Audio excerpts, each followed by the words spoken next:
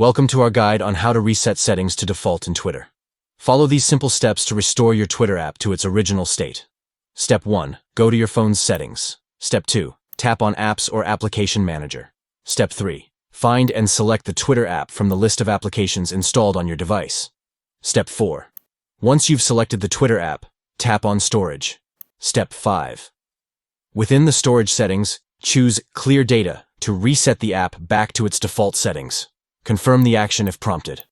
By following these steps, you can easily reset your Twitter app and start fresh with default settings. Remember that this process will erase any personalized data within the app, so make sure to back up any important information before proceeding. Resetting an app like Twitter can help resolve various issues such as glitches, crashes, or performance issues that may arise from customized settings or accumulated data over time.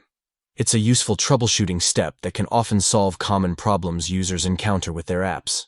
We hope this guide has been helpful in showing you how to reset your Twitter settings back to default.